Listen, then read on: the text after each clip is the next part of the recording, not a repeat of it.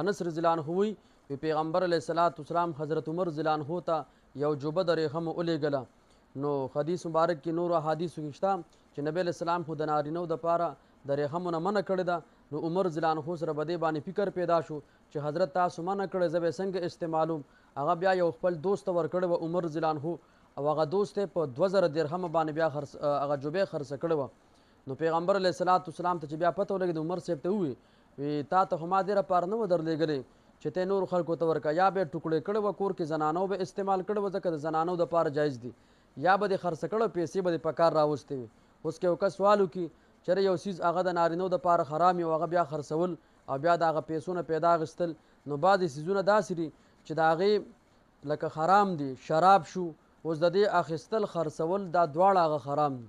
او دغه شان مرداره شوه نو ته یې یاره دا څیز مردار دی خوراک او جایز نه دی وراسه خرڅ یې که نو پیسې به په کار راولې نه دا دې نبی علیه السلام هغه ښکاره صراحتا د دې هغه خبره ښکاره کړې د نبی علیه الصلاۃ والسلام چې تاسو به دا نه خرڅوئ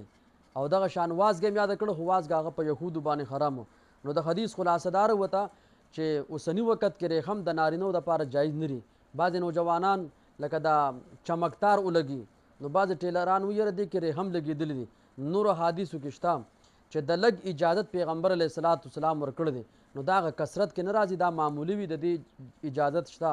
دویم په بدن باندې بیماری ده یو صحابي ته نبی علیه السلام اجازت ورکړو د هغه په بدن باندې خارخ و نو هغه هم اجازت ورکړو نو دغه شان د عذر د وجې بیا جایز دی او دا معمولی جایز دی او ډېر به نه استعمالي سره زر او ریخم نارینه یاد